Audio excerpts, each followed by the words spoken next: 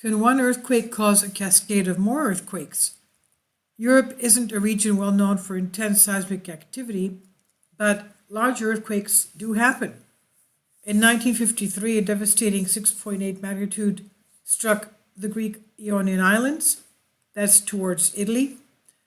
Though these large events tend to be the exception rather than the rule, a flurry of significant earthquakes struck the Balkans November 27, 2019, with epicenters in Bosnia, Albania, and Crete. Geologists are worried that these events might gain momentum with larger and more destructive events imminent. And we have seen them. We had a 6 magnitude in the area of Turkey between the Tigris and Euphrates River, and quake swarms throughout all of Turkey.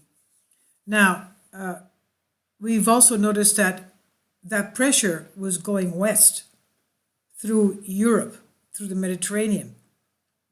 And then we had earthquakes in the Azores, which are on the plate of North America, African plate, and Eurasian plate, meeting at the Azores Islands. And we even had earthquakes on the shore of North America, around New Hampshire and Maine. Of course, the Azores are only 1,500 miles towards the east coast of the United States, whereas it's 3,500 miles towards the 6 magnitude quake that was in Turkey. So, but we saw that in my previous videos, we saw the transition of the pressure throughout the Mediterranean. Now, should residents be worried? The Balkans, a region stretching from Croatia to mainland Greece and to the Greek islands to the south, has a very complex geology. The whole region is tectonically active due to the compression of the Earth's crust further north and the subduction when one tectonic plate moves under another to the south. Each process plagues this part of the world with frequent, though unusually small tremors. Aftershocks are common after large earthquakes, as the region's geology readjusts to the new tectonic arrangement. And this means the recent quakes in southeastern Europe are not unusual, but they may not have released all the pent-up seismic energy in the region. Numerous laws of geology say that these shocks gradually subside in magnitude and frequency as time unwinds after the main earthquake. Although poorly understood and believed to be quite rare, earthquakes, instead of petering out into smaller and smaller tremors, can sometimes cause a cascade of further violent quakes. Perhaps the most extreme episode of cascading earthquakes in recent history happened in New Zealand in 2010. In September of that year, New Zealand's second city, Christchurch, suffered a 7.1 magnitude earthquake, which occurred to the west and shook the city violently. But afterwards, residents and scientists alike felt relieved that they had a lucky escape. Tragically, this was a prelude to a destructive earthquake in February 2011, which struck right beneath the city itself, causing widespread devastation. The downtown area was largely condemned, although with vast swaths of the city's suburbs, following the first event in September 2010. More than 10,000 aftershocks followed. So while geologists often expect aftershocks to be smaller and less destructive than the first, this is not always the case.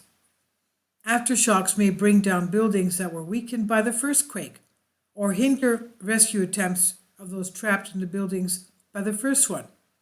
Anyone responsible for managing the hazards that come with earthquakes must be aware that cascades of further destruction can follow. Geologists are particularly worried about the Gulf of Corinth in Greece, an inlet of the Mediterranean that effectively splits the Greek mainland into two. Here, a process called continental rifting is forcing the Greek mainland apart at an average of 15 millimeters per year. This rifting process is not smooth. Stresses can build up, and once they reach a certain threshold, rocks can fracture and an earthquake can follow. Within the Balkans, there have been 17 earthquakes with magnitude over 6 since the 18th century, each with many aftershocks recorded in the days following. Models have suggested that these cycles of earthquakes and shocks are set to continue. So it's not uncommon for one earthquake to cause another and another and another. Armed with this knowledge, people should be wary that when an earthquake strikes, it may not be an isolated event. This is by Coventry University, Matthew Blackett, Senior Lecturer in Physics, Geography, and Natural Hazards at Coventry University, which is about an hour or two train ride north of London.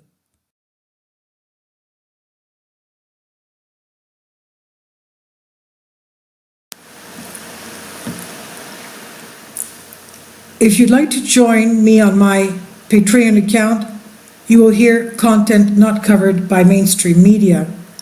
These riveting stories will be based on my research, and I will state my opinions and give my personal insight on diverse and controversial subjects and world events not covered by mainstream media, and not supported by YouTube guidelines.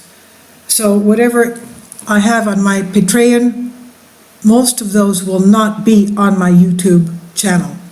Please consider becoming a member today.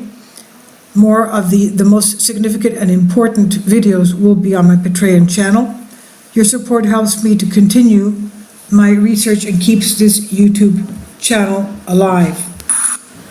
And we depend on your support, your generous charity, because we help economically challenged families here in Athens, Greece, in Kapota, and we also help the young generation with university tuition and the community around our church. Thank you.